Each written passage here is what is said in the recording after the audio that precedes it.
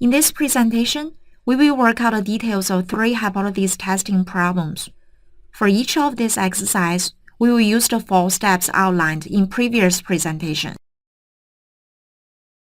Example 2. How much time do executives spend each day reading and sending email? A survey of 196 executives was conducted and the mean time was 63.75 minutes. Assume that the population standard deviation is 21. Can we infer that the mean amount of time spent by all executives reading and sending email is different from 60 minutes? Assume at a 5% significance level. The observation values in this exercise are time spent on emails, suggesting that the data are numerical data. First step involves setting up the null and alternative. Research question is to make an inference whether the mean time spent on emails is different from 60 minutes. The population parameter is mu. It is typically easier to set up the alternative. The alternative should be mu is not equal to 60, and then the null would be mu is equal to 60. So the null value, mu0, is 60. From the sign of inequality in the alternative, that is not equal to, we know that this is a two-tailed test. In the hypothesis testing, we are looking for evidence in our data to prove that mu is not equal to 60, that is either much more than 60 or less than 60 minutes.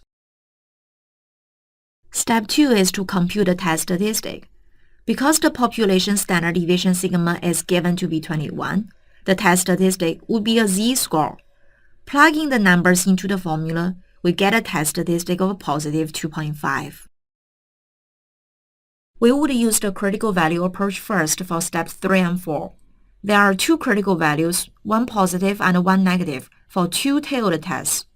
Level of significance is given to be 5%.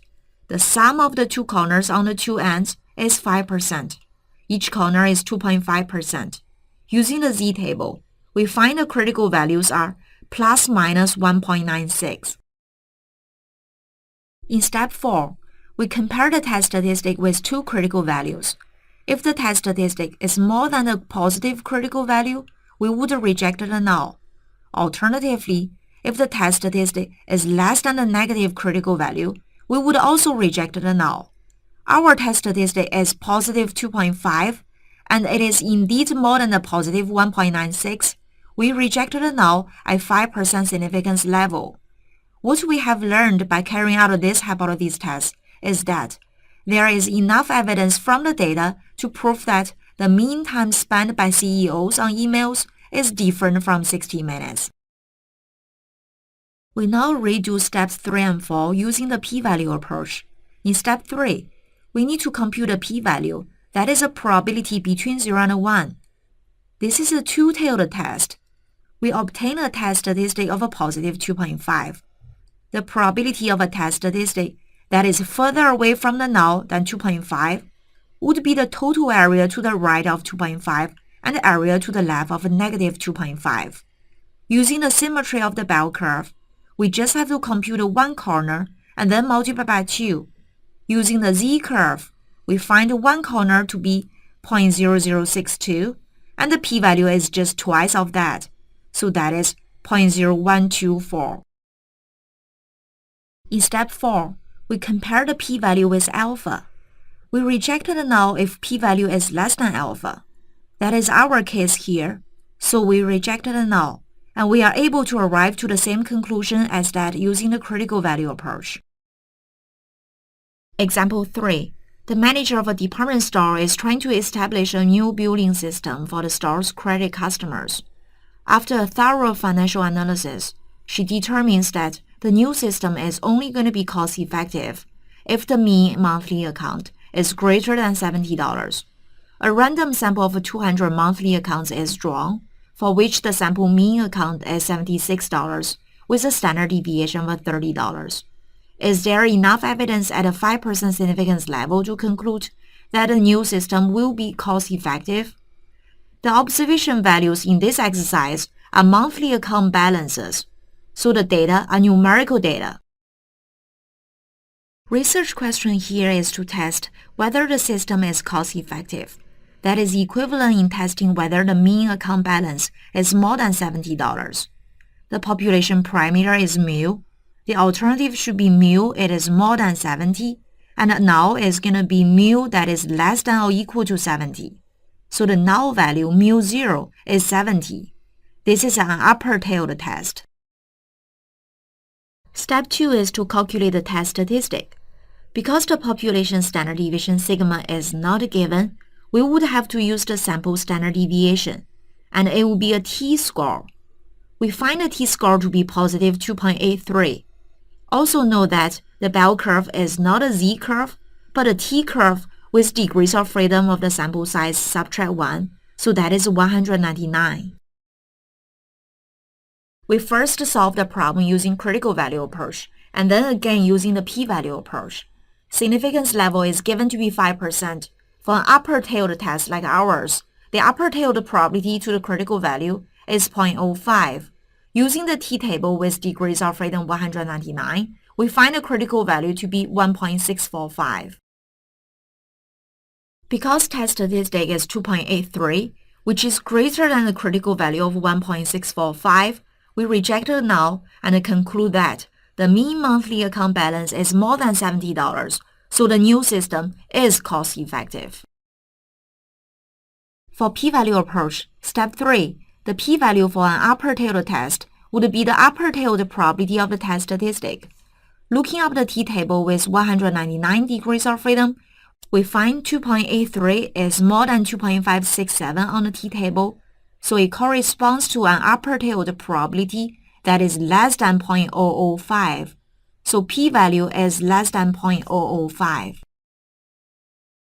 P-value is found to be less than 0.5%. That is definitely smaller than 5%. So we rejected the null and arrived to the same conclusion as the critical value approach. Example 4. 3 politicians are running for the Senate election. The result of a pool of 1,000 registered voters is summarized below. Do we have enough evidence to conclude the candidate A will receive less than 50% of the vote? Assume alpha is 5%. It is important to notice that the variable of interest here is the proportion of voters to vote for A. We are dealing with categorical data in this exercise. We are only concerned with the votes received by A, so we can combine all the votes received by B and C together. And we are also able to calculate the sample proportion of votes received by A, that is 510 over 1,000, so that is P bar is 51%. Research question here is to see whether the population proportion of votes received by A is less than 50%. The population parameter is P. The alternative should be P is less than 50%. And so the null is going to be P is more than or equal to 50%. The null value P0 is 0.5. This is a lower-tailed test. Step 2 is to calculate the test statistic. It would be a z-score of a positive 0.632. For the critical value approach, because alpha is given to be 5%, for lower-tailed test, the lower-tailed probability to the critical value is 0.05. Using the z-table, we find this critical value should be negative 1.645. Because test statistic is positive 0.063, which is greater than the critical value of a negative 1.645, we fail to reject the null and do not have enough evidence in the data to conclude A is going to receive less than 50% of the vote. For the p-value approach, the p-value for a lower-tailed test is the lower-tailed probability of the test statistic. Looking up the z-table, we find the lower-tailed probability to 0.0632 is 0.07357. Because p-value is much bigger than alpha 5%, we fail to reject the null and arrive to the same conclusion as the critical value approach.